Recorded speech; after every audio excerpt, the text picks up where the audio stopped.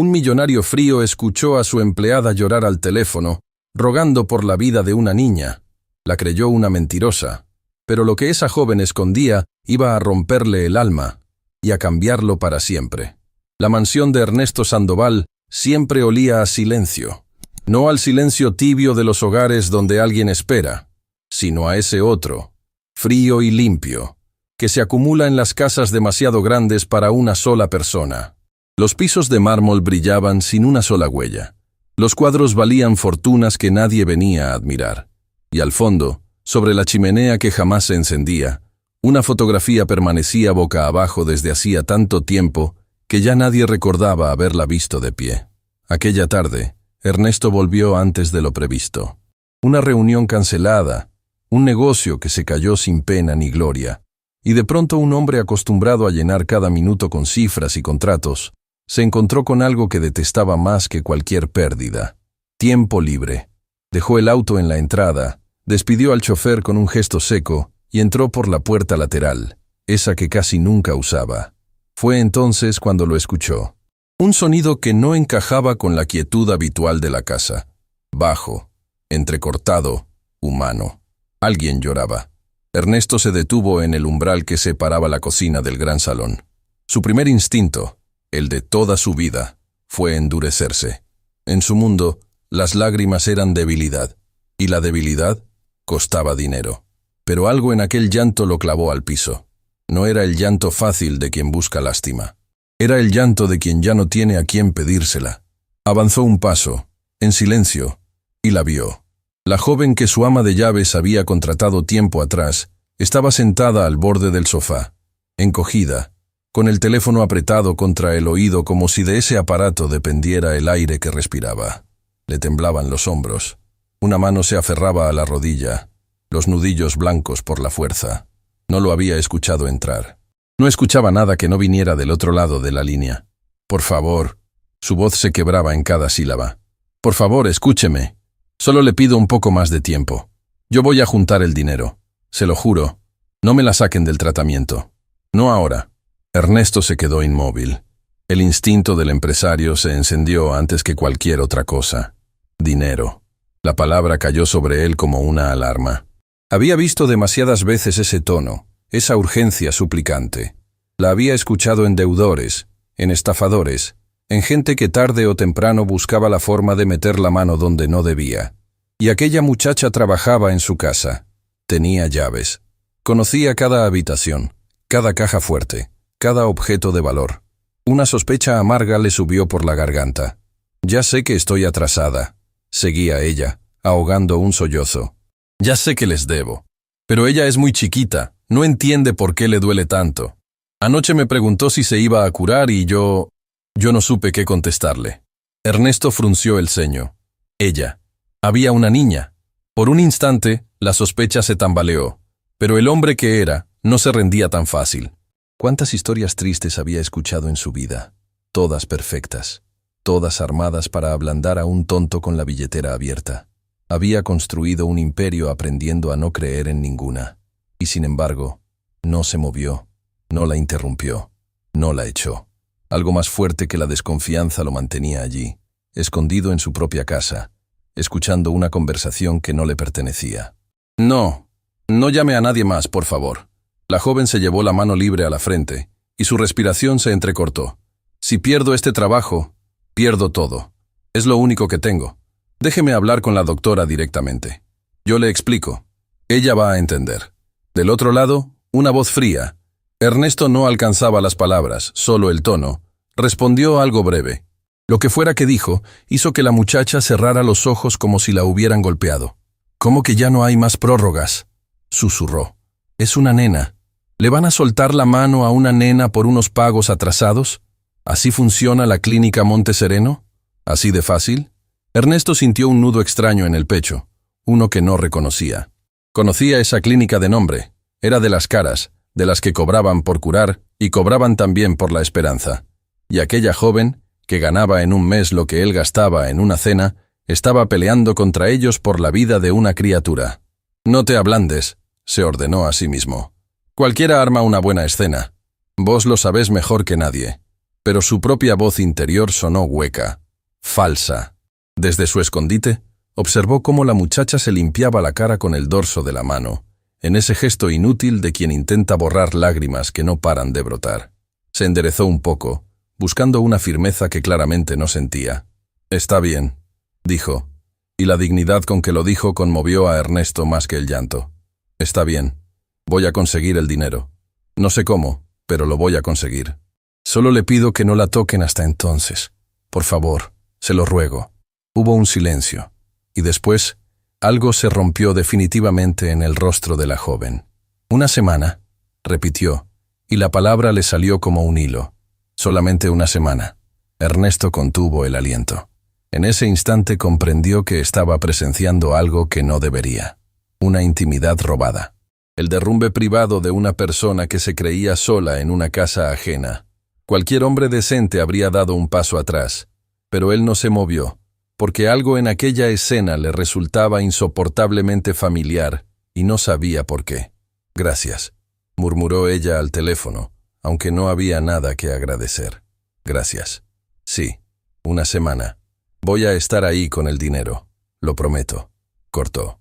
Y entonces, creyéndose por fin a solas, la joven dejó caer el teléfono sobre el almohadón y se cubrió la cara con las dos manos. Su cuerpo entero se sacudió en un llanto que ya no tenía que disimular. Era el llanto de alguien que había estado fuerte demasiado tiempo y no podía más. Ernesto sintió que el suelo se le movía bajo los pies. Toda su vida había clasificado a las personas en dos columnas: las que servían a sus intereses y las que no. Aquella muchacha no servía a ninguno. Era apenas una empleada más, una entre tantas que pasaban por su casa sin dejar rastro. Y sin embargo, ahí estaba él, un hombre que no recordaba la última vez que se le había apretado el pecho por nadie, conteniendo las ganas de cruzar el salón y preguntar qué pasaba. No lo hizo. El orgullo, esa vieja coraza, se lo impidió. Decidió que la observaría, que averiguaría la verdad antes de creer una sola palabra. Si aquello era una estafa, lo descubriría. Y si no lo era, bueno, ya pensaría qué hacer si llegaba a ese punto, que en su interior dudaba que llegara. Estaba por retroceder hacia la cocina, en silencio, cuando la voz de la joven volvió a alzarse. Esta vez no hablaba con nadie. Hablaba consigo misma, o quizás con alguien que ya no podía oírla. «Te lo prometí», dijo entre sollozos, mirando hacia el techo, hacia ningún lado, hacia todos lados. «Te juré que la iba a cuidar pase lo que pase. Y lo voy a hacer, aunque me cueste todo, aunque tenga que arrastrarme. No te voy a fallar». Ernesto sintió una ternura incómoda. La promesa de una madre, pensó, o algo parecido. Y entonces, sucedió. La muchacha tomó aire, tembloroso, y dejó escapar el nombre de aquel a quien le había hecho su juramento. Lo dijo bajito, con un amor tan hondo y tan roto que parecía sagrado. «Por vos, Mateo. Todo lo que estoy haciendo es por vos». El salón entero pareció quedarse sin aire. Ernesto Sandoval sintió que la sangre se le helaba en las venas. Las paredes, los cuadros, el mármol, todo se desdibujó a su alrededor. Por un segundo no pudo respirar, no pudo pensar, no pudo hacer otra cosa que repetir, en algún rincón aturdido de su mente, esas dos sílabas que llevaba años sin escuchar pronunciadas con cariño dentro de aquella casa. Mateo. El nombre cayó sobre él como un rayo en mitad del pecho, porque Mateo era el nombre de su hijo, el hijo con quien no había hablado en demasiado tiempo, el hijo al que el silencio y el orgullo le habían arrancado, el hijo que ya no estaba, y aquella desconocida, esa joven que lloraba sola en su salón, acababa de pronunciarlo como si lo amara más que a su propia vida. Ernesto dio un paso atrás, tambaleándose, y su hombro chocó contra el marco de la puerta.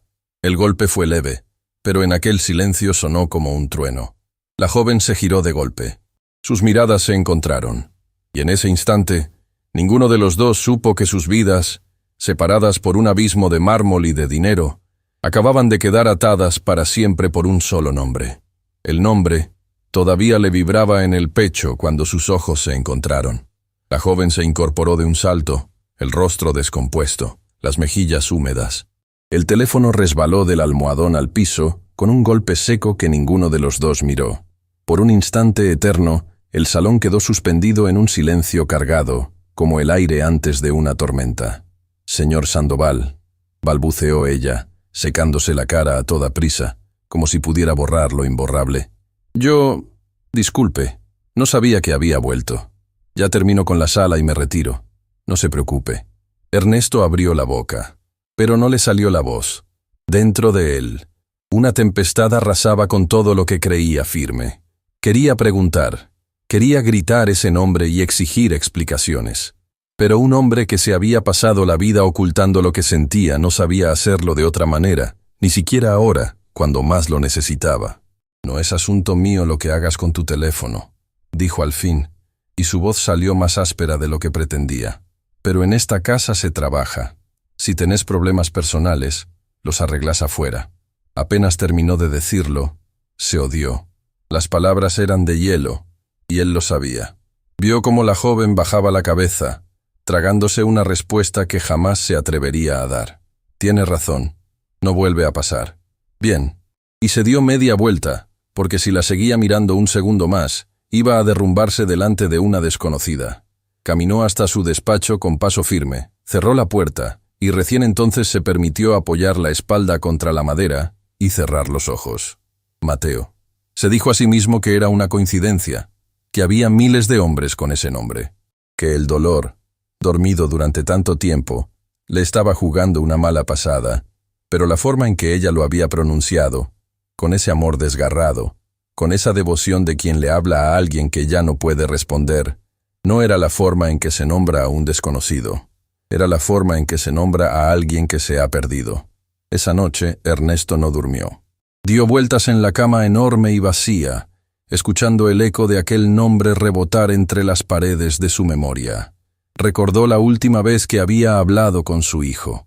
Recordó las palabras duras, el portazo, el orgullo de ambos. Recordó que se había prometido a sí mismo que ya habría tiempo de reconciliarse, que los hijos siempre vuelven. Y recordó, con una punzada que le cortó el aire, que ese tiempo nunca había llegado. Al amanecer, ya tenía una decisión tomada. No iba a preguntar, no iba a confrontar, iba a averiguar la verdad por su cuenta, como había hecho siempre con todo lo importante en su vida.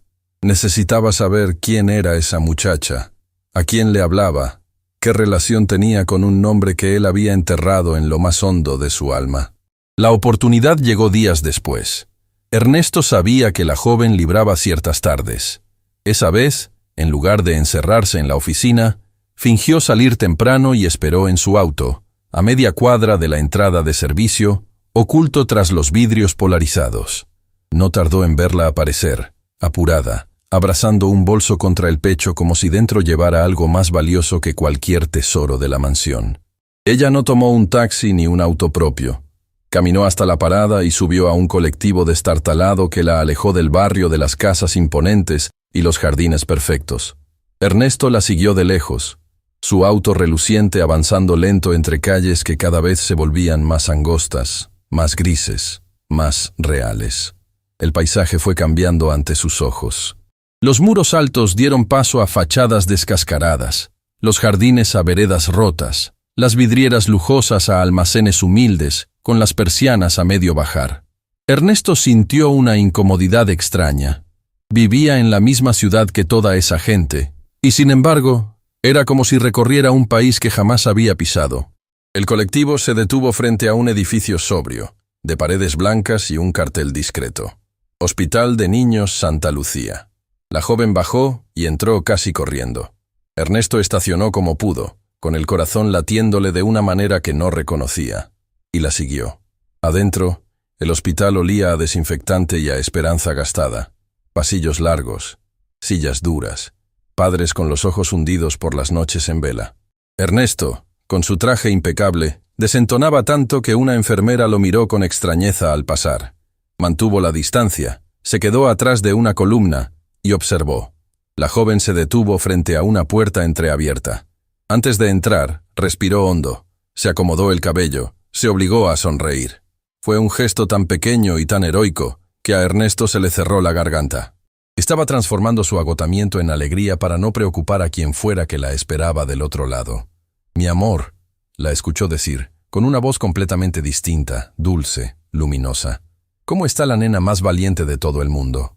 «Volviste», respondió una vocecita débil, y a Ernesto se le erizó la piel. Se acercó un poco más, hasta donde el ángulo de la puerta le permitía ver sin ser visto. Y la vio a ella, una niña pequeña, muy pequeña, recostada en una cama que la hacía parecer todavía más frágil. Tenía la piel pálida, los bracitos delgados conectados a tubos transparentes, y unos ojos enormes que se iluminaron por completo al ver entrar a la joven. A pesar de todo, sonreía. Sonreía como solo sonríen los chicos que no saben todavía cuánto les pesa el mundo. «Te traje tu galleta favorita», dijo la muchacha, sentándose al borde de la cama y acariciándole la frente. «Pero solo si me prometes que la vas a comer toda. ¿Y vos te vas a quedar a dormir hoy?» La joven dudó apenas un segundo. Ernesto lo notó. Lo notó porque él también había aprendido, hacía mucho, a disfrazar las malas noticias con sonrisas. «Me quedo todo lo que pueda, mi vida. Vos sabés que aunque no me veas, siempre estoy cerca». «Es que de noche tengo miedo», confesó la nena bajando la voz. «Cuando me duele, cierro los ojos y pienso en vos, y a veces pienso en mi papá». Ernesto sintió que el piso se inclinaba bajo sus pies.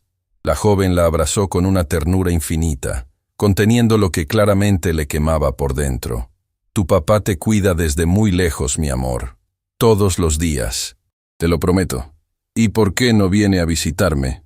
Hubo un silencio. Un silencio que Ernesto reconoció en su propia carne, porque era el mismo silencio que se hacía dentro de él cada vez que alguien, sin querer, mencionaba a su hijo. «Porque está en un lugar donde ya no le duele nada», respondió la joven, y la voz se le rompió apenas, lo justo para que solo un oído atento como el de Ernesto lo percibiera. «Pero te dejó algo para que nunca te sientas sola. ¿Te acordás?» La niña asintió. Con un esfuerzo que parecía enorme para su cuerpecito agotado, estiró el brazo hacia la mesita de luz y tomó un pequeño portarretratos. Lo abrazó contra su pecho como quien abraza un milagro. «Sí», dijo, «mi papá Mateo. El nombre, otra vez. Pero esta vez no venía solo. Esta vez venía de la boca de una niña, pegado a una palabra que Ernesto no estaba preparado para escuchar. Papá». Las piernas le temblaron. Se aferró al borde de la columna para no perder el equilibrio. Su mente, esa mente fría y veloz que jamás se equivocaba con los números, se negaba a hacer la cuenta más simple del mundo. La joven le dio un beso en la frente a la pequeña y se levantó un momento para hablar con una enfermera en el pasillo. Y la niña, sola en su cama, hizo girar el portarretratos hacia la luz de la ventana para mirar la fotografía que tanto amaba. Desde su escondite, Ernesto alcanzó a verla. Fue apenas un instante. La distancia, el reflejo del vidrio, sus propios ojos nublados, pero fue suficiente. El hombre de la fotografía sonreía, joven, de mirada cálida, con un gesto que Ernesto habría reconocido entre 1.000.000 de rostros, porque lo había visto crecer desde la cuna, porque lo había acunado, lo había cargado en hombros, lo había visto dar sus primeros pasos, antes de que el orgullo y el dinero levantaran entre ellos un muro que nunca derribó. Era Mateo, su hijo. Ernesto Sandoval retrocedió a tropezones, sin aire, con el mundo derrumbándose en silencio a su alrededor.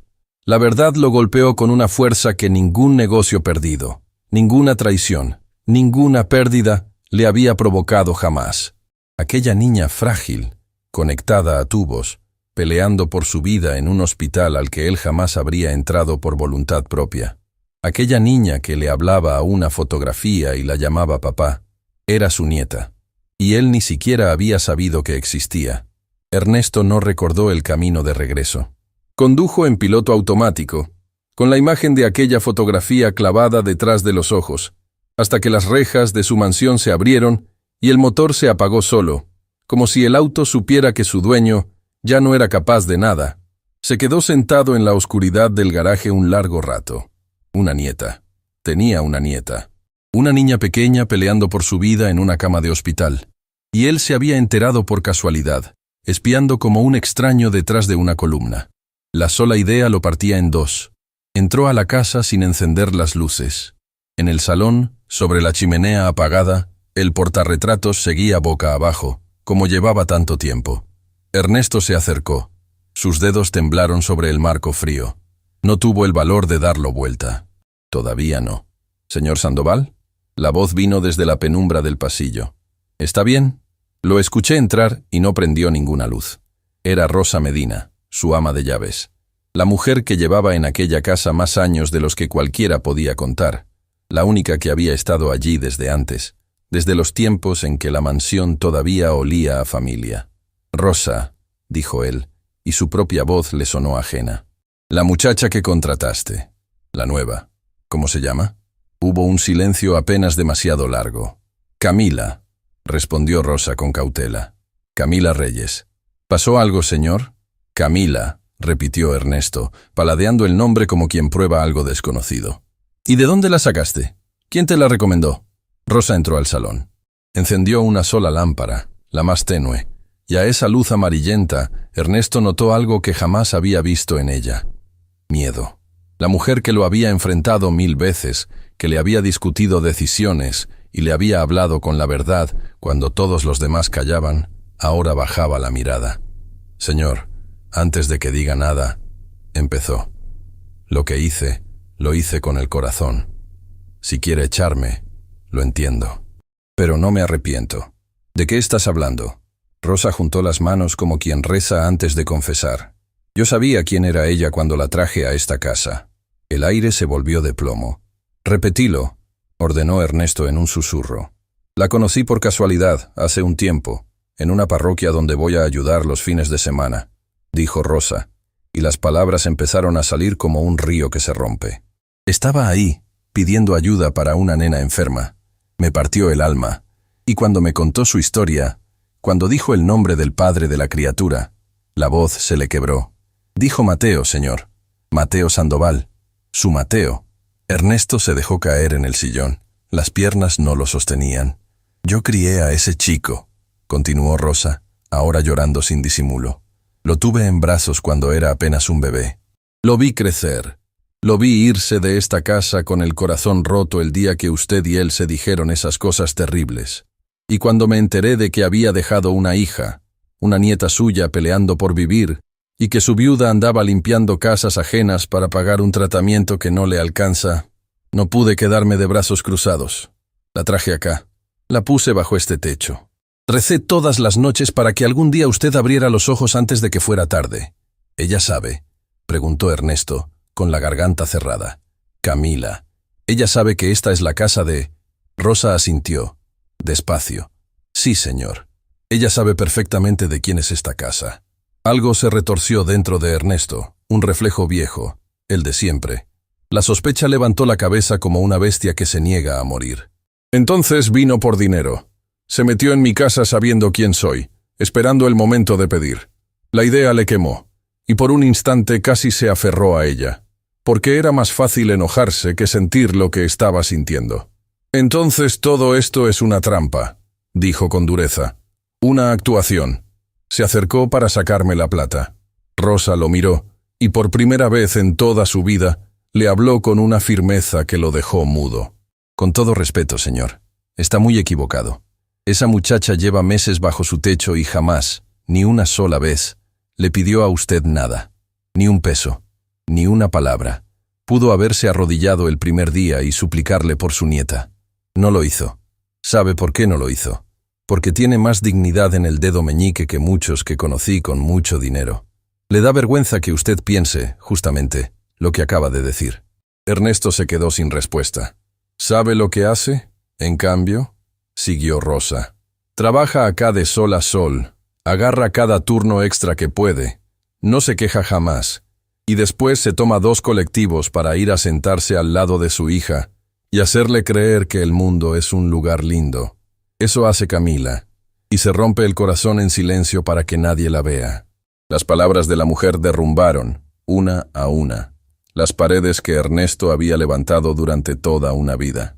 Recordó el llanto contenido, la dignidad con que la joven había dicho: «Voy a conseguir el dinero. No sé cómo, pero lo voy a conseguir». Recordó la sonrisa que se obligó a poner antes de entrar al cuarto del hospital. Nadie que estuviera fingiendo se rompía así, a solas, creyéndose sin público. «¿Por qué nunca me lo dijo Mateo?», preguntó al fin, y la voz le salió quebrada, despojada de todo orgullo. Que tenía una familia, una hija. ¿Por qué me lo ocultó? Rosa se sentó frente a él, despacio. Porque usted le cerró la puerta, señor, y él era tan orgulloso como usted. De ahí lo sacó. Se fue lejos, hizo su vida, conoció a Camila, tuvieron a la nena. Fueron pobres, sí, pero fueron felices. Camila me lo contó. Dice que Mateo era el mejor padre del mundo, que llegaba cansado del trabajo y igual jugaba en el piso con la chiquita hasta que se dormía. A Ernesto le ardieron los ojos, una felicidad entera que su hijo había vivido y que él se había perdido por completo. Cumpleaños, primeras palabras, noches de juego en el piso. Toda una vida transcurrida a unos kilómetros de él, en un universo paralelo al que su orgullo le había prohibido la entrada. ¿Y cómo? No se atrevió a terminar la pregunta. ¿Cómo lo perdieron? Rosa bajó la vista. Por un momento pareció a punto de decir algo, pero se detuvo, como si esa parte no le correspondiera a ella. Eso es algo que solamente Camila puede contarle, señor. Y hay cosas de esa historia que ni yo misma entiendo del todo. Cosas que ella carga sola y que todavía no le contó a nadie. Ernesto levantó la cabeza. Algo en el tono de Rosa, en esa frase que dejaba una puerta entreabierta hacia una oscuridad mayor, le erizó la piel. Pero no insistió. Esa noche ya había recibido demasiados golpes. «La nena», dijo, cambiando de tema porque el otro le resultaba insoportable. «En el hospital escuché que el tratamiento se hace en otro lado, en la clínica Monte Sereno». «Así es», confirmó Rosa. «La tienen internada en el Santa Lucía, que es lo que Camila puede pagar. Ahí la cuidan, la estabilizan. Pero el procedimiento que de verdad podría curarla, el importante, solo lo hacen en Monte Sereno. Y eso cuesta una fortuna que esa muchacha jamás va a poder juntar limpiando pisos, por más turnos que agarre. Monte Sereno le dio un plazo. Si no paga, la sacan de la lista. Y ese plazo, señor, se está terminando». Un reloj invisible empezó a sonar en la cabeza de Ernesto. Cada segundo perdido era un segundo menos para una niña que llevaba su sangre. «¿Cómo se llama?», preguntó casi con miedo de la respuesta. «Mi nieta». «¿Cómo se llama?».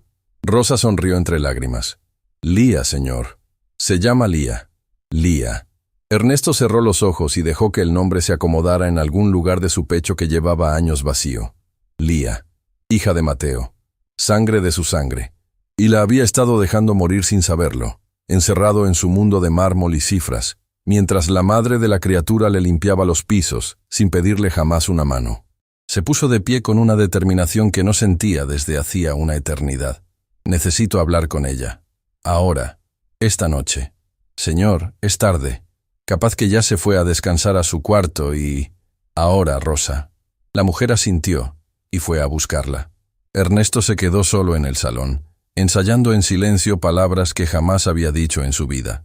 Perdón, ayuda, familia. No sabía cómo empezar. No sabía si Camila lo escucharía o le escupiría todo el rencor que tenía derecho a sentir. Pero por primera vez en años, estaba dispuesto a intentarlo. Rosa volvió, pero volvió sola, con el rostro descompuesto y el teléfono temblando en la mano. «Señor», dijo sin aire, «Camila no está.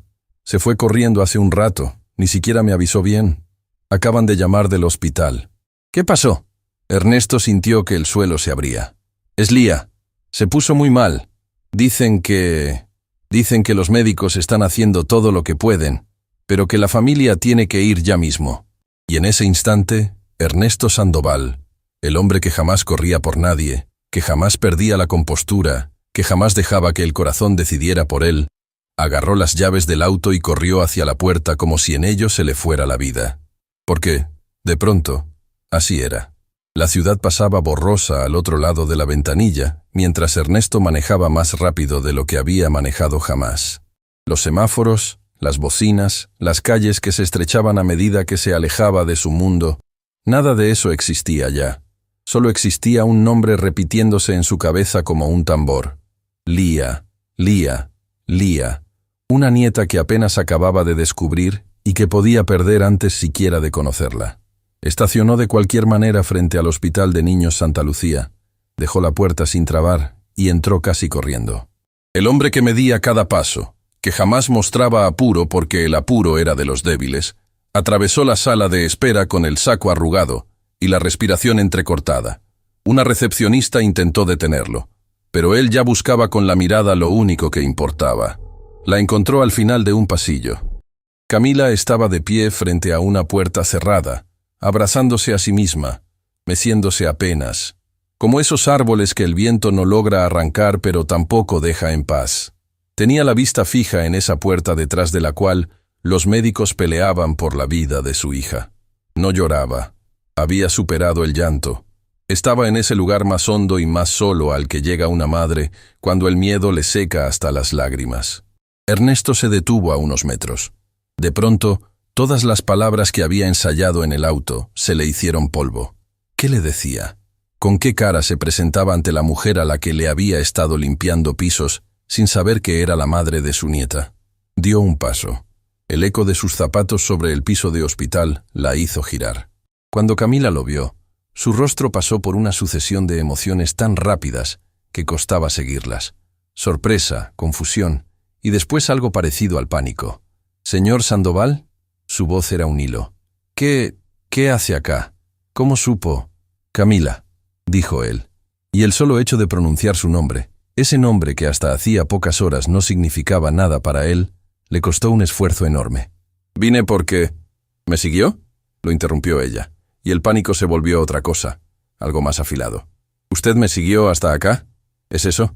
Ernesto no supo mentir. Nunca había sido bueno para eso, solo para callar. «Sí», admitió. «Te seguí. Escuché tu llamada, la del otro día, y necesitaba entender». Camila retrocedió un paso, como si la cercanía de aquel hombre la quemara.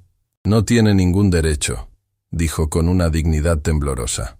«Lo que pase con mi familia no es asunto suyo. Si lo que quiere es despedirme por usar el teléfono en su casa, hágalo. Pero hágalo mañana. Hoy no. Hoy lo único que me importa está detrás de esa puerta». «No vine a despedirte», respondió Ernesto. «Entonces, ¿a qué vino?» Y ahí estaba, la pregunta que lo obligaba a cruzar el umbral del que no había vuelta. Ernesto miró a aquella joven que se sostenía en pie a pura voluntad, que llevaba sobre los hombros un peso que él jamás había tenido que cargar, y supo que ya no podía seguir escondiéndose detrás del silencio. «Vine porque sé quién es la nena que está ahí adentro», dijo despacio.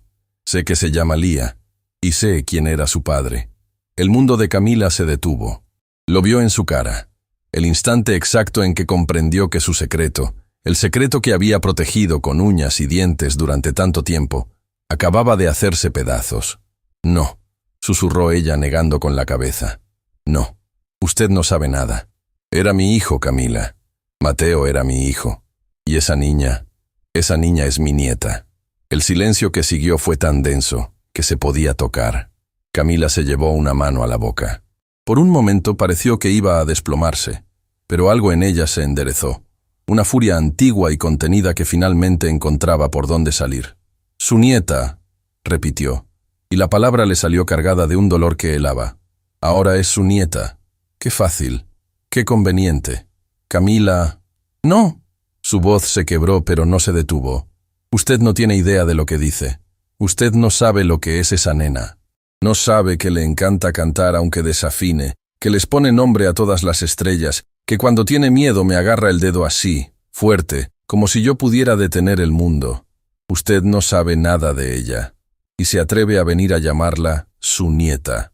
Cada palabra era una estocada, y Ernesto las recibió todas sin defenderse, porque todas eran ciertas. «Tenés razón», dijo con una humildad que sonaba extraña en su boca. «No sé nada de ella, pero quiero saber, quiero ayudar». Camila soltó una risa amarga, sin alegría. «¿Ayudar?», dijo. «¿Ahora quiere ayudar? ¿Dónde estaba toda la ayuda cuando...?» Se detuvo en seco, como si hubiera estado a punto de abrir una puerta que llevaba años sellada, y se hubiera arrepentido en el último segundo.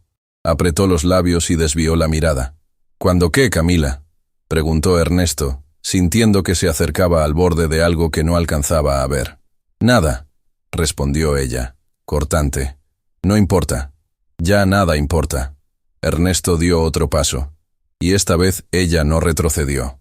Estaban frente a frente, dos personas separadas por un océano de dinero, de orgullo y de años perdidos, unidas por un mismo amor hacia dos seres que el destino había puesto en sus manos.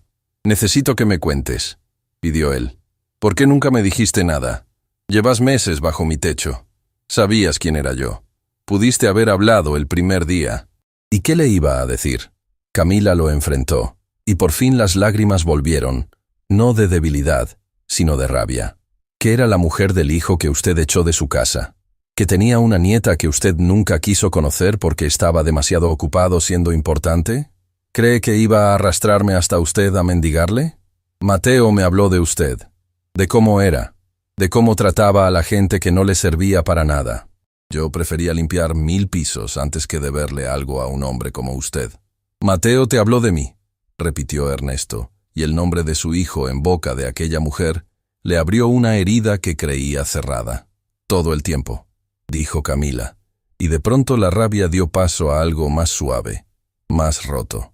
Hablaba de usted más de lo que se daba cuenta. Decía que de chico usted lo llevaba a pescar, que le enseñó a andar en bicicleta corriendo al lado suyo, que antes de que todo se rompiera, usted había sido un buen padre. Se le entrecortó la voz. Él lo extrañaba, ¿sabe? Aunque jamás lo admitía.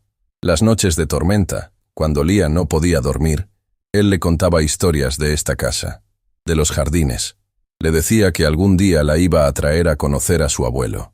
Ernesto sintió que las piernas le fallaban. Tuvo que apoyar una mano contra la pared para no caer. Su hijo, el hijo al que había dejado ir creyendo que el tiempo lo arreglaría todo, había guardado en su corazón a un padre que él pensaba haber perdido para siempre. Había soñado con un reencuentro que nunca llegó. ¿Por qué no vino?, preguntó Ernesto con la voz destrozada. Si me extrañaba, si quería traer a la nena. ¿Por qué Mateo nunca volvió? Camila lo miró largamente, y en sus ojos había una respuesta que no se atrevía a dar entera. «Porque lo intentó», dijo, finalmente, en voz tan baja que él casi no la escuchó. «Y porque el orgullo no fue solamente suyo, señor. Fue de los dos». Antes de que Ernesto pudiera entender el peso de esas palabras, la puerta del fondo se abrió. Un médico salió, todavía con el barbijo bajo el mentón y el cansancio marcado en cada gesto. Camila se olvidó de Ernesto al instante. Corrió hacia él como si pudiera arrancarle las noticias con las manos. «Doctor, ¿cómo está? ¿Cómo está mi hija?» «Logramos estabilizarla», dijo el médico, y Camila se llevó las dos manos al pecho, dejando escapar un sollozo de alivio. «Por ahora está fuera de peligro inmediato. Es una nena fuerte, muy fuerte.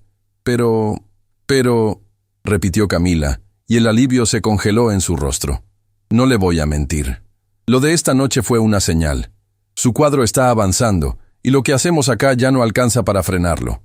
Solo la estabilizamos, ganamos tiempo. El tratamiento que de verdad puede cambiar las cosas no lo tenemos en el Santa Lucía». El médico bajó la voz, con la incomodidad de quien tiene que mezclar la medicina con el dinero. «Y por lo que tengo entendido, en Montesereno el plazo para iniciarlo está a punto de vencer. Señora, se lo digo con todo el respeto y toda la urgencia del mundo. Si ese tratamiento no empieza pronto, vamos a perder la ventana, y puede que no haya otra». Camila se quedó muda. Ernesto vio cómo el último resto de fuerza la abandonaba, cómo se le doblaban las rodillas. La realidad acababa de ponerle un precio a la vida de su hija, un precio que ella no podía pagar por más turnos que agarrara, por más pisos que limpiara, por más noches que dejara de dormir. «¿Cuánto cuesta?», preguntó Camila al médico, con un hilo de voz, aunque ya conocía la respuesta. «Dígame cuánto. Voy a conseguirlo. Voy a vender lo que sea. Voy a pedir prestado. Voy a...» «Camila», la cortó Ernesto. Ella se giró hacia él, los ojos enrojecidos, lista para pelear contra cualquiera que se interpusiera entre su hija y la salvación. Y entonces, Ernesto Sandoval hizo lo que nadie que lo conociera habría creído posible. Se acercó al médico, sacó una tarjeta del bolsillo del saco y con una voz que no admitía discusión pero que temblaba por dentro, dijo: «El tratamiento se hace. Hoy mismo arranco los trámites con Montesereno. Lo que cueste, lo que sea, no importa. Quiero a esa niña en el mejor lugar, con los mejores médicos, con todo lo que haga falta. El dinero no va a ser nunca más un problema para esta familia. Tienen mi palabra». El médico parpadeó, sorprendido, mirando alternativamente a aquel desconocido de traje fino y a la madre, que segundos antes hablaba de vender lo poco que tenía. «Disculpe, ¿usted es familiar?» Ernesto miró a Camila, y por primera vez en toda su vida, en lugar de negar, en lugar de protegerse, en lugar de elegir el silencio cómodo del orgullo, eligió la verdad. «Soy el abuelo de Lía», dijo. «Soy el padre de Mateo. Y llegué tarde. Llegué muchísimo más tarde de lo que debería. Pero no pienso llegar tarde otra vez». Camila se quedó petrificada. Lo miraba sin poder creer lo que acababa de escuchar. Aquel hombre frío, calculador, que medía el valor de las personas por lo que podían darle, acababa de abrir su billetera y su nombre por una nieta que conocía hacía apenas unas horas y por una nuera a la que había tratado como a una empleada más. El médico, conmovido a su pesar, asintió. «Si eso es cierto, si de verdad pueden cubrir Monte Sereno, esta noche le devolvieron a su hija una oportunidad, señora». Y se retiró, dejándolos solos otra vez en el pasillo silencioso. Por un largo momento, ninguno habló. La noticia flotaba en el aire entre ellos, demasiado grande para procesarla de golpe. Lía iba a tener su tratamiento. Lía iba a tener una oportunidad de vivir. Camila debería haber sentido alivio, gratitud tal vez, pero Ernesto, que la observaba, vio que en su rostro no había nada de eso. Había, en cambio, una tormenta. Una lucha feroz entre la madre que aceptaría la ayuda del mismísimo demonio si eso salvaba a su hija, y la mujer que cargaba contra ese hombre una herida que él ni siquiera sabía que existía. «¿Por qué?», preguntó Camila al fin con la voz quebrada. «¿Por qué hace esto ahora? Después de todo, después de todos estos años». «Porque es mi sangre», respondió Ernesto. «Porque es lo único que me queda de mi hijo, y porque ya perdí a Mateo por orgulloso. No voy a perder también a su hija». Y fue esa frase, justamente esa, la que rompió el último dique dentro de Camila. Algo se le quebró en la mirada, algo viejo y enterrado y terrible. Dio un paso hacia él, y cuando habló, su voz ya no tenía rabia. Tenía algo mucho peor. Tenía la calma helada de una verdad guardada durante demasiado tiempo. «¿Usted lo perdió por orgulloso?», dijo. «No, señor. Usted no tiene ni idea de cómo perdió a Mateo. No tiene ni idea de lo que pasó esa noche». Las lágrimas le caían ahora sin control, pero su voz no temblaba. «Usted me mira como si me viera por primera vez, como si yo fuera una desconocida que apareció a limpiarle la casa. Pero yo a usted ya lo había visto antes. Una vez, una sola vez, en el peor día de mi vida». Ernesto se quedó sin aire. ¿De qué estás hablando? Usted no se acuerda de mí», dijo Camila, y cada palabra caía como una piedra en un pozo sin fondo. «Claro que no se acuerda. Para usted fui un minuto que ya olvidó, pero para mí fue el día que se me terminó el mundo.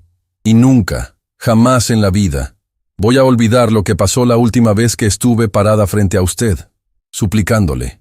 Camila, por favor». La voz de Ernesto era apenas un susurro aterrado. «¿Qué estás diciendo? ¿Cuándo? ¿Cuándo estuviste frente a mí?» Camila lo miró a los ojos, y en los suyos había años enteros de dolor a punto de salir a la luz. «La noche en que Mateo se estaba muriendo», dijo. «La noche en que fui a pedirle ayuda. A usted». El pasillo del hospital pareció encogerse alrededor de ellos. Las luces blancas zumbaban en lo alto, indiferentes, mientras las palabras de Camila quedaban suspendidas en el aire como una sentencia. «La noche en que fui a pedirle ayuda. A usted». Ernesto sintió que el piso se inclinaba. Buscó una silla a tientas y se dejó caer en ella, porque las piernas ya no le respondían. «No es posible», murmuró. Yo me acordaría de algo así». «No, señor», dijo Camila, y se sentó frente a él, despacio, como quien por fin deja en el suelo un fardo que cargó demasiado tiempo. «Usted no se acuerda porque para usted fue nada. Para mí fue todo». Y entonces, con una calma terrible, empezó a contar. «Mateo se enfermó de un día para el otro. Al principio pensamos que era algo pasajero, de esas cosas que se curan solas, pero no se curaba, empeoraba, y cuando por fin lo llevamos a que lo revisaran, ya era grave. Necesitaba un tratamiento urgente, internación, médicos buenos, cosas que costaban una fortuna que nosotros no teníamos». Su voz era plana, despojada, como si hubiera contado aquella historia 1000 veces en su cabeza. Yo vendí lo que pude, pedí prestado a todo el mundo. Toqué todas las puertas, pero el reloj corría y el dinero no aparecía, y Mateo se apagaba un poco más cada hora. Ernesto escuchaba sin moverse, con los ojos clavados en ella. Una noche, la peor de todas, los médicos me dijeron que si no conseguía cubrir el tratamiento en las próximas horas, ya no iban a poder hacer nada. Horas, señor. Eso me dieron. Camila respiró hondo. Mateo estaba demasiado débil para enterarse de lo que yo estaba por hacer. Y si se hubiera enterado, me lo habría prohibido. Porque había una sola puerta que yo no había tocado. Una que él me había hecho jurar que nunca tocaría. La mía, dijo Ernesto en un susurro apenas audible. La suya. Camila bajó la mirada hacia sus propias manos. Junté el poco coraje que me quedaba y fui hasta su casa. Esa mansión enorme, con esas rejas altas. Toqué el portero eléctrico. Expliqué quién era. Dije que era la mujer de su hijo, que Mateo se estaba muriendo, que solo necesitaba ayuda para salvarlo, que después usted no iba a saber más nada de nosotros, que yo no quería nada para mí, solo para él. Una lágrima rodó, silenciosa. Me hicieron esperar afuera, bajo la lluvia, y al rato salió usted. Ernesto cerró los ojos. Un recuerdo lejano, borroso, empezó a abrirse paso entre las sombras de su memoria. Una figura empapada en la entrada. Una mujer que decía cosas que él no quiso escuchar. Yo le supliqué, continuó Camila, y ahora la voz sí le temblaba. Le dije que su hijo se moría, que tenía una nieta. Le mostré una foto de Lía en el teléfono. Le rogué que viniera, que llamara a un médico, lo que fuera. Y usted me miró como me mira la gente como usted a la gente como yo, con desconfianza, como si yo fuera una mentirosa más buscando sacarle plata usando el nombre de su hijo. Ernesto sintió que algo se le rompía por dentro, lenta e irreparablemente, porque era verdad, porque era exactamente lo que habría pensado, porque era lo mismo que había estado a punto de pensar de ella otra vez, pocas horas atrás, en su propio salón. Me dijo que no me conocía, siguió Camila, que si Mateo tenía problemas, que se hiciera cargo como un hombre, que estaba cansado de que usaran su apellido para pedirle dinero. Y mandó cerrar la reja. Levantó la vista, y sus ojos estaban secos otra vez, vaciados de tanto llorar aquella escena por dentro. Me quedé parada del otro lado de esas rejas, bajo la lluvia, viendo cómo se apagaban las luces de su casa, y volví al hospital con las manos vacías. El silencio que siguió fue el más pesado que Ernesto había soportado jamás. Mateo se fue esa misma madrugada, dijo Camila, y la frase salió simple, sin adornos, porque el dolor verdadero no necesita adornos. Alcancé a llegar para tomarle la mano. Lo último que me dijo fue que cuidara a Lía, y que, se le quebró la voz, que no le guardara rencor a su papá, que usted, en el fondo, era un buen hombre que se había perdido. Imagínese, yo volviendo de su puerta, de que usted me cerrara la reja en la cara, y él pidiéndome que no lo odiara. Ernesto se dobló sobre sí mismo en la silla, como si le hubieran asestado un golpe físico. De su garganta brotó un sonido que no había hecho en toda su vida, un quejido ronco, animal, el llanto contenido durante décadas de un hombre que jamás se había permitido llorar. Dios mío, balbuceó entre las manos que le cubrían el rostro. Dios mío, ¿qué hice? ¿Qué hice? Lo dejó morir, dijo Camila sin crueldad, solo con la verdad desnuda. Su propio hijo, por desconfianza, por orgullo. Porque para usted yo no era más que una pobre buscando aprovecharse. Yo no sabía, sollozó él. Te juro que no sabía. Pensé que era una estafa, pensé que... Ya sé qué pensó, lo interrumpió ella. Ese es justamente el punto, señor. Usted pensó. En vez de abrir la puerta y mirar, pensó. Decidió por nosotros desde su comodidad. Y cuando uno tiene tanto poder como usted, hasta sus pensamientos matan. La frase quedó flotando entre los dos, lapidaria, definitiva. Ernesto lloró. Lloró por el hijo que había despreciado y perdido. Lloró por la última noche que su orgullo le había robado. Lloró por la mujer empapada a la que había echado de su puerta sin saber que cargaba en sus brazos lo último que quedaba de su sangre. Y lloró, sobre todo, porque entendió que aquella desconfianza que se jactaba de tener, esa que llamaba instinto para los negocios, esa misma con la que se había blindado del mundo entero, Era el arma que había terminado de matar a su hijo. Por eso no te animaste a decirme nada cuando llegaste a trabajar a casa, comprendió él al fin, con la voz hecha pedazos. Por eso jamás me pediste ayuda. Después de lo que te hice, después de lo que me hizo, juré que prefería morirme antes que volver a pedirle algo, dijo Camila. Tomé el trabajo porque Rosa me lo ofreció, y porque mi hija necesitaba comer y necesitaba el tratamiento. Y yo ya no tenía orgullo que me alcanzara para darme el lujo de decir que no. Pero me prometí que usted nunca, jamás, iba a saber quién era yo, que lo único que iba a sacar de su casa era el sueldo que me ganaba con mis manos. Ni un favor, ni una limosna, nada que después usted pudiera echarme en cara. Ernesto la miró a través de las lágrimas, y por primera vez vio a aquella joven en toda su dimensión. No era una empleada, no era una desconocida, no era una... Era la mujer que había amado a su hijo hasta el último aliento, que había criado sola a su nieta, que había limpiado en silencio los pisos del hombre que le había arruinado la vida, sin escupirle jamás una palabra de odio, todo para que una niña pudiera tener una oportunidad. Aquella muchacha, a la que él había juzgado tantas veces, tenía una grandeza que él, con todo su dinero, jamás había alcanzado. No te voy a pedir que me perdones, dijo Ernesto despacio, levantándose de la silla con un esfuerzo enorme. No tengo derecho. Lo que te hice, lo que le hice a Mateo, no se perdona y no se arregla. Voy a cargar con eso hasta el último día de mi vida, y voy a merecer cada segundo de ese peso. Tragó saliva. Pero te pido una sola cosa. Una. No por mí, por Lía. Déjame ayudarla. Déjame hacer por la hija lo único que no me dejé hacer por el padre. No me niegues eso, Camila. Te lo ruego. Y entonces fue el hombre poderoso quien suplicó. El que cerraba rejas, el que cerraba puertas, el que cerraba el corazón. Estaba de pie frente a una empleada de su casa, con los ojos hinchados y la voz rota, rogando. Camila lo miró largamente. La furia, el rencor, todo el veneno que había acumulado durante tanto tiempo seguía ahí, pero ya no era lo único que había, porque ella también recordaba las últimas palabras de Mateo.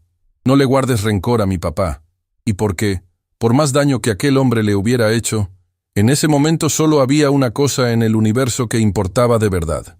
Lía es lo único que me queda de él, dijo Camila al fin con la voz tomada. Si usted puede salvarla, no me importa de dónde venga su ayuda ni por qué la da. Por mi hija, acepto. Pero que quede claro, señor, esto no es perdón. El perdón no se compra. El perdón, si alguna vez llega, va a tener que ganárselo. Lo sé, respondió Ernesto, y voy a pasar el resto de mi vida intentándolo. En ese instante, una enfermera se asomó desde la puerta de la habitación. Disculpen, dijo, con una sonrisa cansada pero genuina.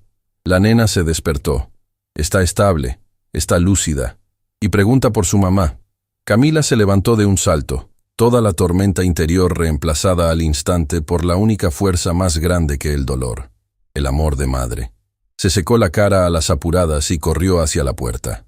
Ernesto se quedó atrás, sin atreverse a avanzar. ¿Con qué derecho entraba él a ese cuarto?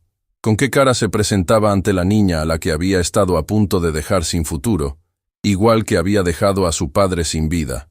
Pero Camila, ya en el umbral, se detuvo. Se giró apenas y lo miró por encima del hombro. Y aunque no le dijo nada, hubo en ese gesto una invitación silenciosa, frágil como un hilo, pero invitación al fin. Ernesto la siguió, con el corazón en la garganta. La habitación era pequeña y estaba en penumbras. En la cama, conectada a aparatos que pitaban suave, Lía abrió los ojos al escuchar los pasos de su madre. Una sonrisa débil le iluminó el rostro pálido. «Mami», susurró. «Soñé con papá. Estaba contento». «Sí, mi amor». Camila la abrazó con una delicadeza infinita, cuidando los cables, las agujas. «Seguro que está contento. Siempre está cuidándote». Y entonces los ojos enormes de Lía se desviaron, más allá del hombro de su madre, hacia la figura que había quedado paralizada junto a la puerta. Un hombre al que no conocía. Un hombre que la miraba con una mezcla de terror y ternura que la nena, con esa intuición pura de los chicos, percibió enseguida. Lía lo observó un largo rato. Algo en aquel rostro le resultaba familiar, aunque no sabía de dónde. Frunció apenas el ceño, pensando, buscando en su pequeña memoria. Y de pronto, su carita se iluminó con el descubrimiento. «Mami», dijo, sin dejar de mirarlo. «Ese señor es el de la foto que papá me mostraba». Camila se quedó sin aire. Y Lía, con la voz frágil pero llena de una esperanza que partía el alma, hizo la pregunta que detuvo el corazón de Ernesto Sandoval. «¿Vos sos el abuelo de las historias que me contaba papá?».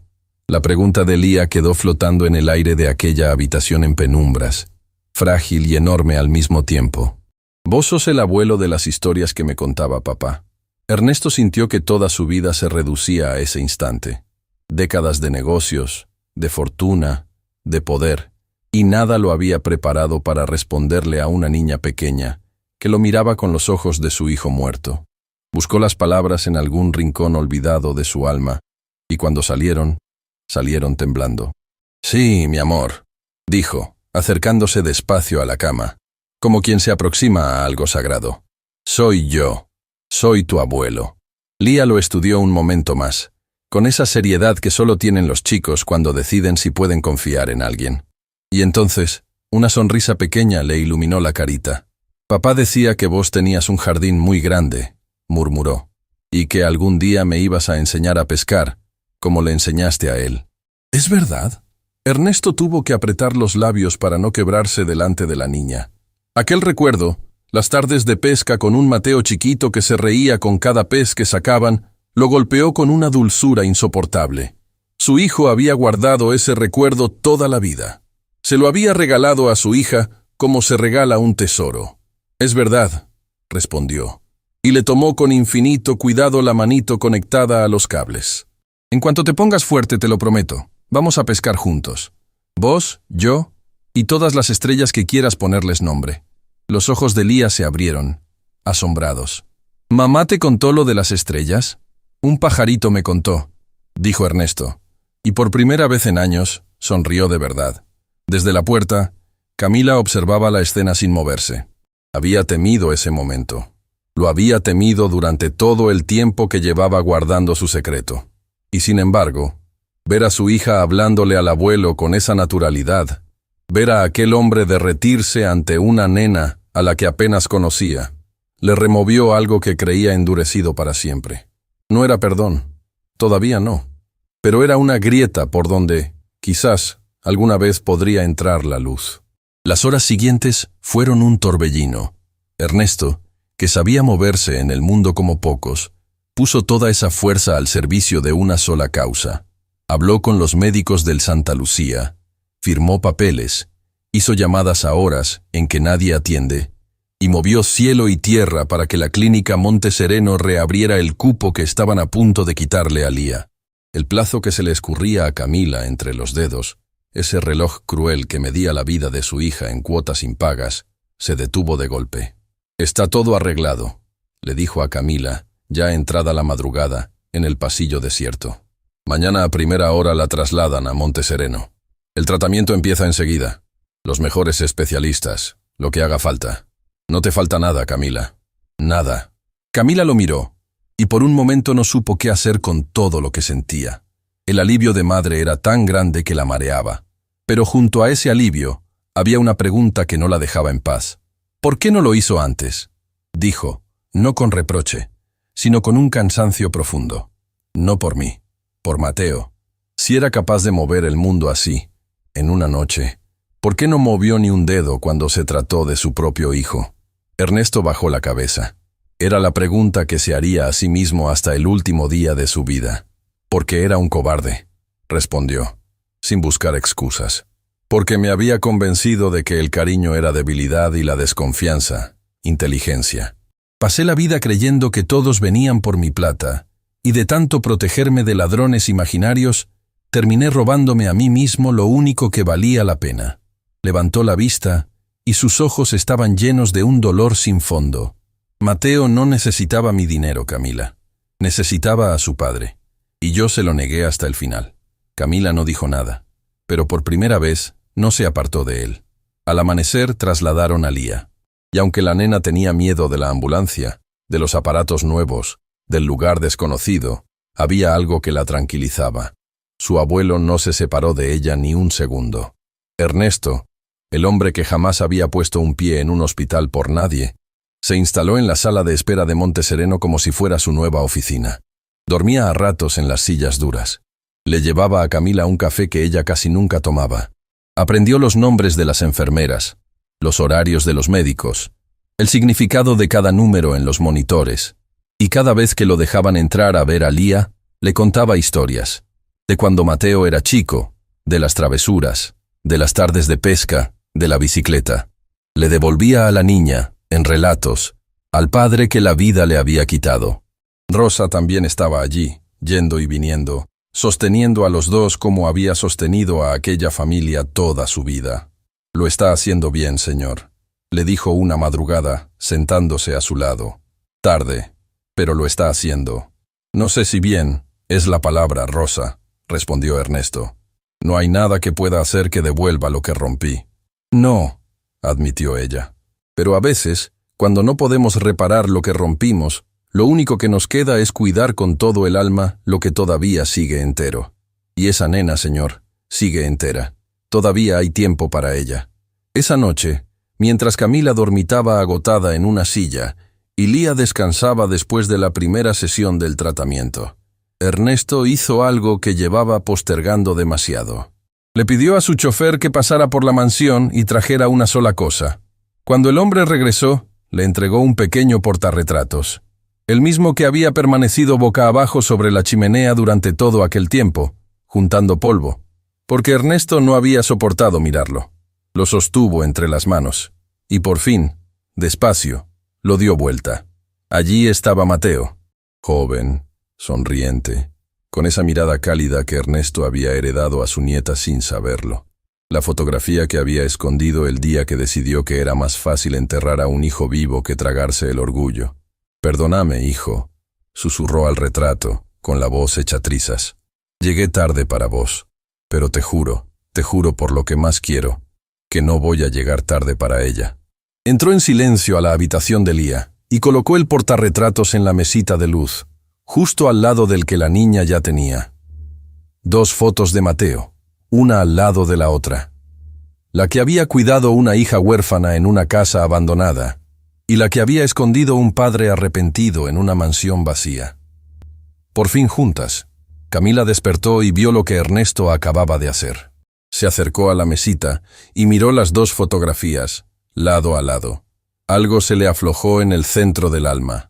«Él hablaba de usted hasta el último día», dijo en voz baja sin mirarlo. «Yo no entendía cómo podía querer a un hombre que lo había echado. Una vez se lo pregunté. ¿Sabe qué me contestó?» Ernesto negó, conteniendo la respiración. Me dijo: «Mi viejo no es malo. Mi viejo tiene miedo. Le tiene tanto miedo a que lo lastimen que prefiere lastimar primero. Algún día va a entender que se equivocó, y ese día va a necesitar que alguien lo perdone». Camila por fin lo miró. Yo le juré, sobre su cama, que jamás iba a perdonarlo, y él me agarró la mano, ya casi sin fuerzas, y me dijo que no jurara eso, que el rencor era una jaula, y que él quería que yo y la nena viviéramos libres. A Ernesto se le escapó un sollozo que no pudo contener. «Era mejor persona que yo», murmuró. «Mucho mejor». «Sí», dijo Camila, y por primera vez no había veneno en su voz, solo una tristeza compartida. Lo era. Hizo una pausa larga mirando las 2 fotos. «Y porque era mejor que los 2, voy a intentar hacer lo que él me pidió. No le prometo el perdón, señor, pero le prometo que voy a dejar de cargar la jaula. Por él. Y por ella». Fue lo más cerca de la paz que aquellos 2 habían estado jamás.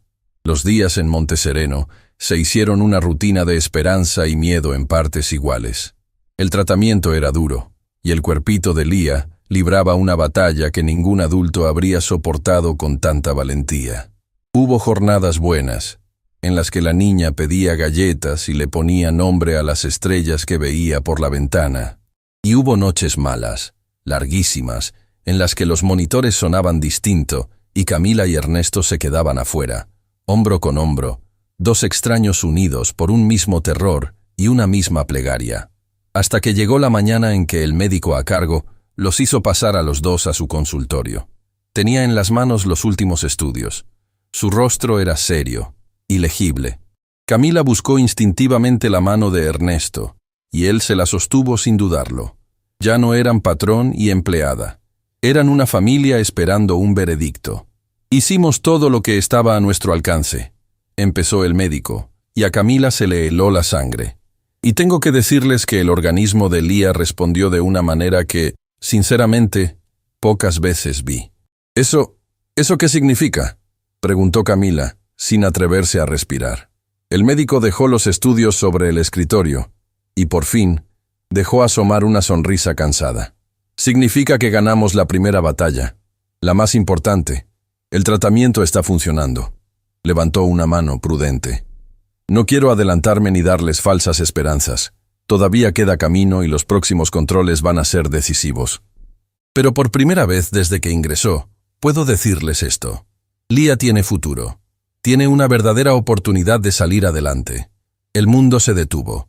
Camila se llevó las manos a la boca y se quebró en un llanto que esta vez no era de dolor, sino de algo que llevaba tanto tiempo sin sentir que casi no lo reconocía. Alivio, esperanza, vida. Y Ernesto, el hombre de hielo, el que había cerrado rejas y corazones, abrazó a la madre de su nieta sin pensarlo, y los dos lloraron juntos, lo que ninguno de los dos había podido llorar solo. Pero mientras la abrazaba, mientras agradecía al cielo por la oportunidad que la vida le devolvía con su nieta, una idea empezó a tomar forma en la mente de Ernesto, una idea que iba mucho más allá de Lía, porque pensó en todas las otras Camilas que en ese mismo instante golpeaban puertas cerradas, en todos los otros Mateos que se apagaban por no tener lo que a él le sobraba, y supo que salvar a su nieta no iba a ser suficiente, que el verdadero precio de su orgullo solo podría empezar a pagarse de una manera. Pero esa decisión, la más importante de toda su vida, todavía tenía que esperar un día más.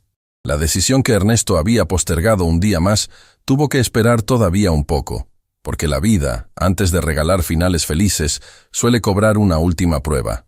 Los controles decisivos llegaron, y con ellos una de las jornadas más difíciles de todas.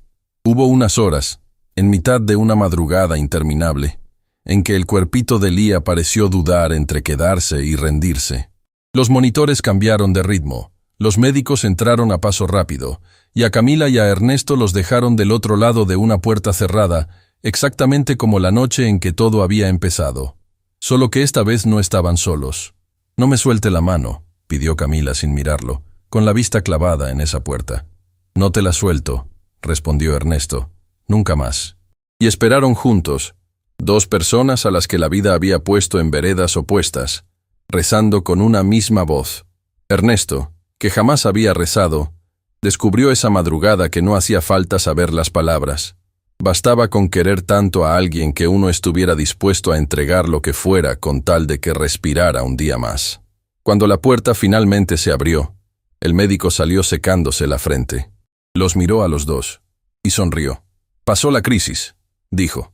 «Y no solo eso», respondió. Respondió mejor de lo que nos animábamos a soñar. Hizo una pausa, dejando que las palabras cayeran como una lluvia largamente esperada. «Lía va a vivir. Va a necesitar cuidados, controles, tiempo.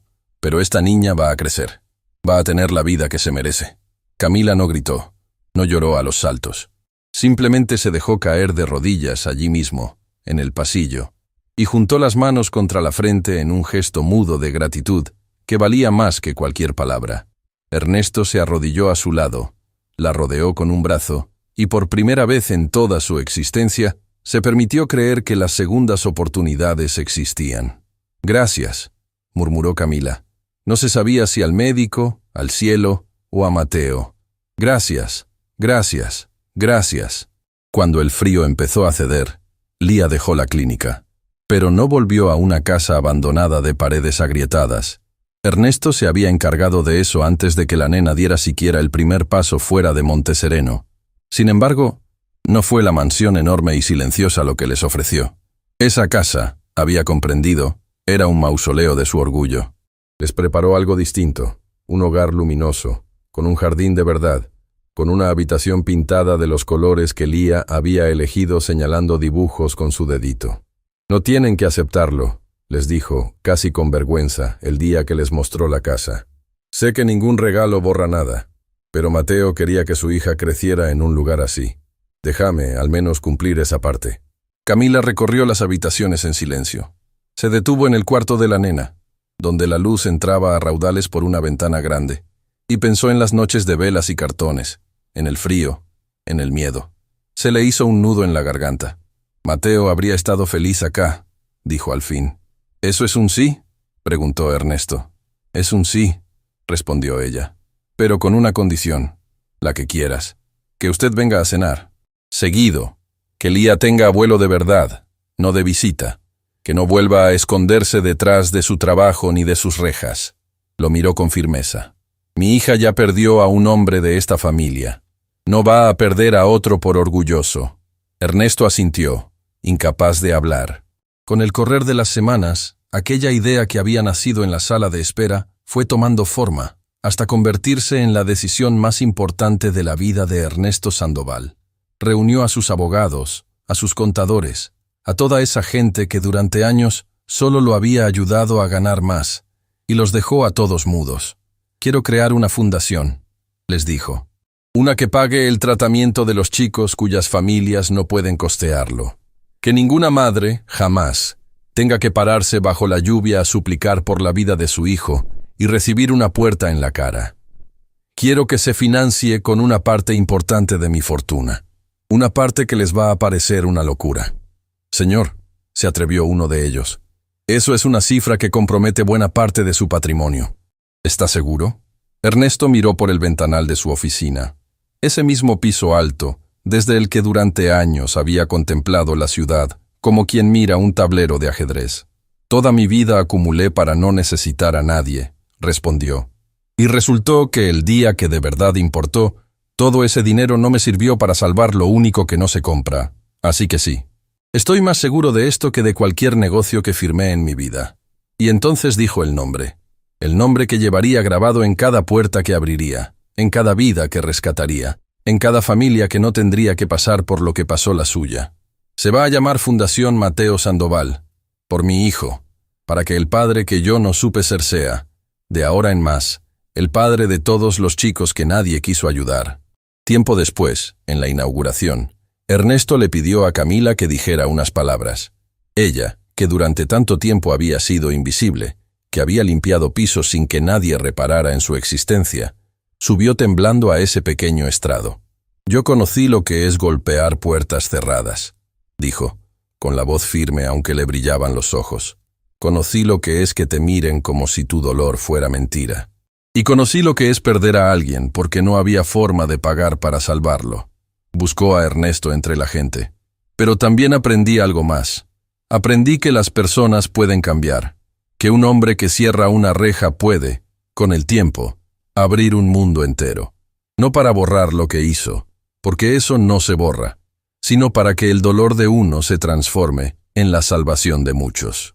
Esta fundación no nació del dinero, nació de un arrepentimiento verdadero y de un amor que ni la muerte pudo apagar.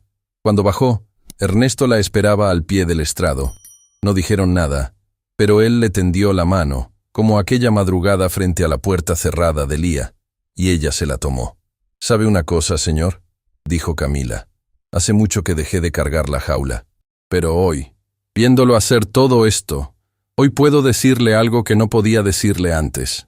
«¿Qué cosa?», preguntó Ernesto, conteniendo el aliento. «Lo perdono».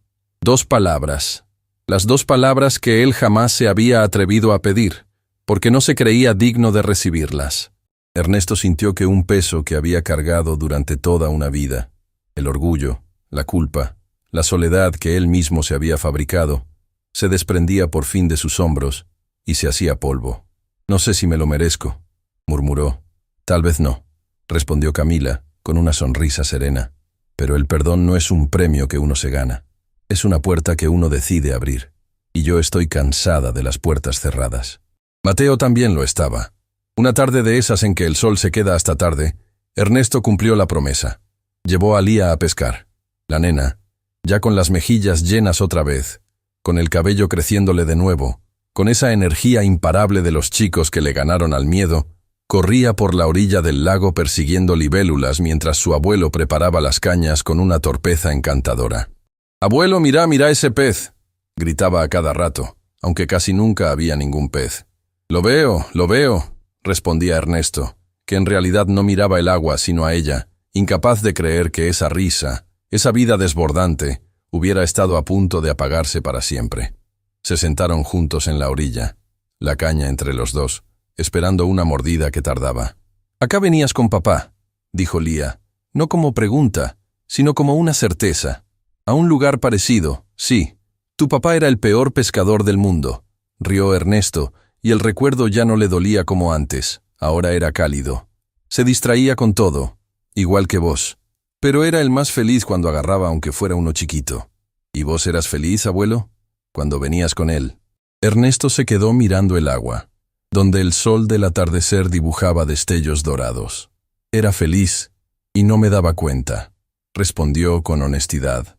Esa es la peor manera de ser feliz, mi amor, la que uno solo entiende cuando ya la perdió. Le acomodó un mechón detrás de la oreja. Por eso ahora me doy cuenta de cada segundo. De vos, de esta tarde. No pienso perderme ni uno más. Lía apoyó la cabecita en el brazo de su abuelo, y en ese instante la caña dio un tirón. «¡Abuelo! ¡Picó! ¡Picó!». Lo que sacaron fue un pececito ridículo, minúsculo, que devolvieron al agua entre carcajadas. Pero para Ernesto Sandoval fue el tesoro más grande que había pescado en toda su vida. Estaciones más tarde, la Fundación Mateo Sandoval ya había dejado de ser un nombre en una placa para convertirse en un milagro repetido. Una mañana cualquiera, Camila, que ahora trabajaba allí, ya no limpiando pisos, sino acompañando a las familias, porque nadie entendía su angustia mejor que ella, recibió a una joven madre que llegó con un niño en brazos y los ojos vacíos de quien ya tocó todas las puertas. «Me dijeron que acá ayudan», balbuceó la mujer. «Pero seguro hay una lista, papeles, plata por adelantado. Siempre hay algo. Mi hijo no puede esperar». Camila la hizo sentar. Le tomó las manos, esas manos agrietadas que ella conocía tan bien, porque alguna vez habían sido las suyas. «¿Cómo te llamas?», le preguntó. «Verónica», respondió la mujer. «Y él es Tomás». «Verónica, escúchame bien», dijo Camila. «Acá no hay puerta que se cierre. No hay madre a la que se mande de vuelta a su casa con las manos vacías. Tu hijo va a recibir el mejor tratamiento que exista, y no te va a costar un solo peso. Y no es caridad, es justicia. Es lo que tendría que haber existido siempre». Verónica la miró sin entender, como quien no se anima a creer en algo demasiado hermoso. «¿Por qué?», preguntó. «¿Por qué hacen esto?». Camila sonrió, y en su sonrisa había años de dolor convertidos en propósito. «Porque una vez, una mujer como vos golpeó una puerta y se la cerraron en la cara», dijo. «Y de aquel error tan grande nació la promesa de que nunca, jamás, le vuelva a pasar a nadie. El nombre de esta fundación es el de un hombre que se fue antes de tiempo. Pero te juro, Verónica, que su nombre sigue salvando vidas todos los días. Empezando hoy, empezando por tu Tomás». Cuando los árboles del jardín volvieron a llenarse de hojas, la familia se reunió una noche en la casa luminosa, como se había vuelto costumbre. Estaban Rosa, que había sido la mano silenciosa detrás de todo el milagro, y a quien Ernesto trataba ya no como empleada, sino como lo que siempre había sido, parte de la familia. Estaba Camila, serena, entera. Estaba Lía, fuerte, ruidosa, viva. Y estaba Ernesto, un hombre irreconocible para quien lo hubiera conocido antes, riéndose de un chiste malo de su nieta. Después de cenar, salieron todos al jardín. La noche estaba despejada, y el cielo, lejos de las luces de la ciudad, se había llenado de estrellas. «Abuelo», dijo Lía, tirándole de la manga, «¿te acordás que mamá te contó que yo les pongo nombre a las estrellas? ¿Cómo no me voy a acordar? Bueno, hay una que todavía no tiene nombre. La más brillante de todas. ¿Ves? Esa», señaló un punto de luz que titilaba con fuerza sobre las copas de los árboles. «La estuve guardando para algo importante». «¿Y cómo la vas a llamar?», preguntó Rosa acercándose. Lía lo pensó con esa solemnidad enorme de los chicos pequeños. Después miró a su madre, miró a su abuelo, y respondió con una naturalidad que les partió el alma a todos. «Mateo», dijo. «Así, cuando lo extrañe, miro para arriba y sé que papá está cuidándonos». y que ya no está solo, porque ahora también está el abuelo cuidándonos acá abajo. Nadie pudo decir nada por un largo rato. Ernesto levantó la vista hacia aquella estrella. Pensó en el hijo que había perdido por orgulloso, por desconfiado, por creer que el mundo entero venía a quitarle algo cuando, en realidad, era él quien se lo había estado quitando todo a sí mismo. Pensó en la mujer empapada a la que un día le cerró una reja y que ahora le había regalado el milagro de una segunda familia. Pensó en todas las puertas que había cerrado en su vida y en las que se había prometido abrir hasta el último de sus días. Y comprendió, por fin, la lección que la vida le había cobrado tan cara, que la verdadera riqueza nunca había estado en sus cuentas ni en sus edificios, que un hombre puede tenerlo todo y no tener nada, si no tiene a alguien a quien amar y por quien dejarse amar, que el orgullo es la única deuda que se paga con la felicidad propia, y que nunca, jamás, es demasiado tarde para abrir la puerta que uno mismo cerró, siempre que uno tenga el valor de tragarse el orgullo y dar el primer paso. Es un nombre perfecto, dijo Ernesto al fin, con la voz quebrada de pura emoción. Porque mientras esa estrella brille, y mientras esta fundación siga abriendo puertas, y mientras vos crezcas fuerte y feliz, tu papá no se va a haber ido del todo. Abrazó a su nieta contra sí. Hay nombres que la muerte no puede borrar, mi amor. Los nombres de los que amaron de verdad. Esos se quedan. Esos viven en cada vida que tocan, para siempre. Lía sonrió, abrazada a su abuelo, mirando su estrella. Y allá arriba, brillando sobre una familia que el dolor había roto y el amor había vuelto a unir, el nombre de Mateo seguía iluminando la noche. Porque el amor verdadero no termina cuando alguien se va. Apenas cambia de forma y vuelve, una y otra vez, a enseñarnos a abrir las puertas que el miedo nos enseñó a cerrar.